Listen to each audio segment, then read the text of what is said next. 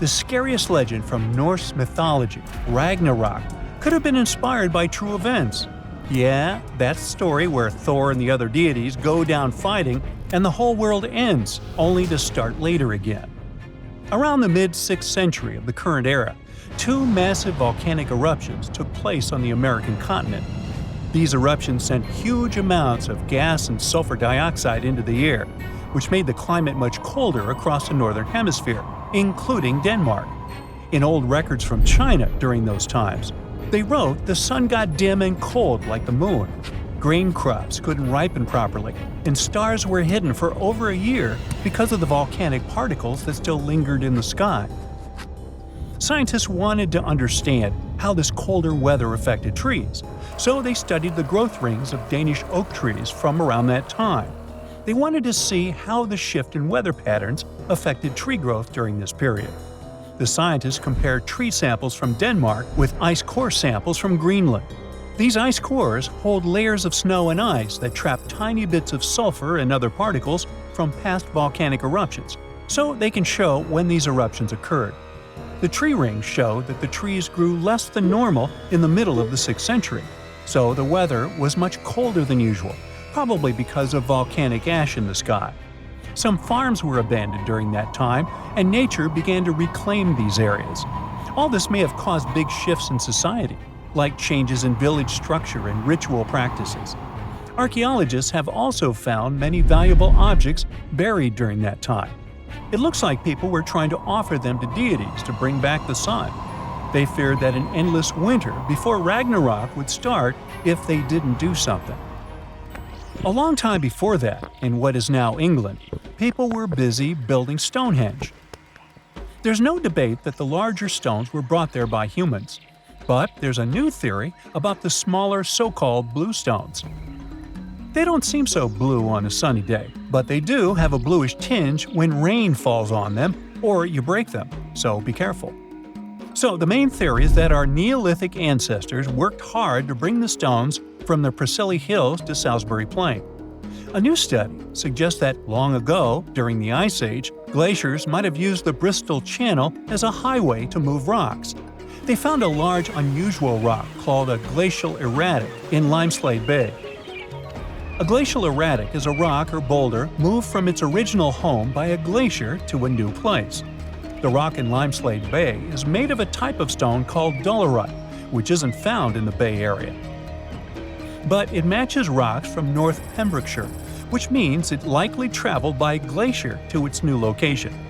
A massive glacier from the Irish Sea must have picked up this huge rock in Pembrokeshire and carried it southeast, then east, right up the Bristol Channel.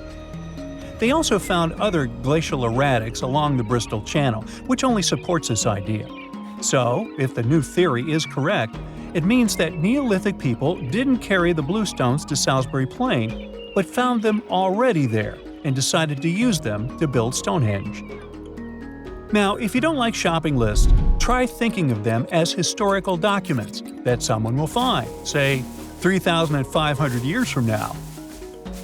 Archaeologists in a region of Turkey that was known for the production of pottery, metal, and glass found one shopping list that was this old on a clay tablet. It's roughly the size of a large postage stamp and was made by people who lived in Mesopotamia. They used a very old type of writing called cuneiform, which means wedge-shaped, as it was made up of marks that look like wedges. The language written on this tablet is called Akkadian, and it went extinct long ago.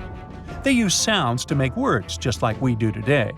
To write these sounds, they borrowed symbols from an even older language called Sumerian. The tablet itself is a kind of shopping list left by people who were buying a large amount of furniture. They mention tables, chairs, and stools. This record helps us understand how people in the late Bronze Age kept track of goods, money, and trade. Looks like they had an organized system for buying and selling things. Meanwhile, the Bronze Age shopping list is a youngster compared to what is thought to be the oldest calendar in the world. It shows the fall and impact of a comet from around 13,000 years ago. The carving is part of the Gobekli Tepe temple complex in Turkey. Talk about alliteration. It has large round stone structures and pillars that are carved with pictures of animals and symbols. People in the Neolithic period, around 11,000 years ago, built the temple, and it might have been used for something like a giant observatory for watching the night sky.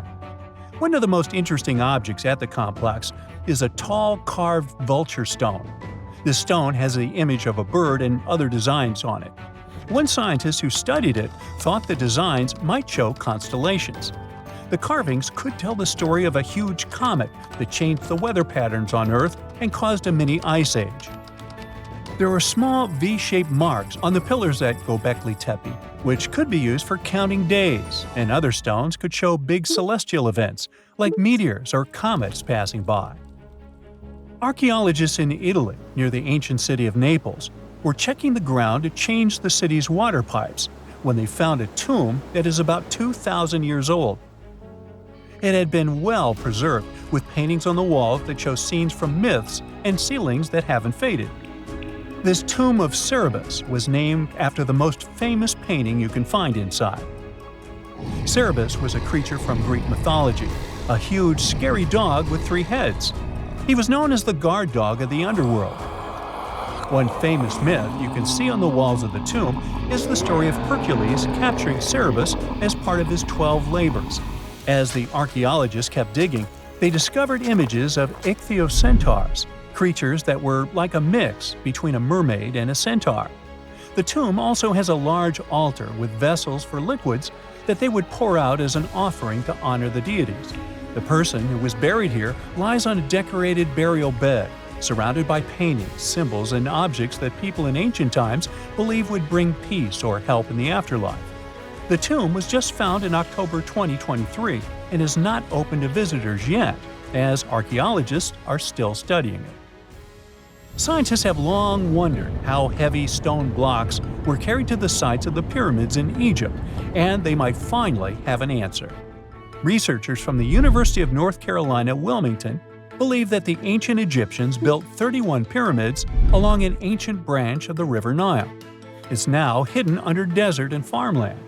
It's not a new idea, but up until recently, scientists weren't sure of the location, shape, size, or proximity of the waterway the pyramid builders could have used for transportation. This time, they used radar satellite imagery, historical maps, geophysical surveys, and sediment coring to map the river branch.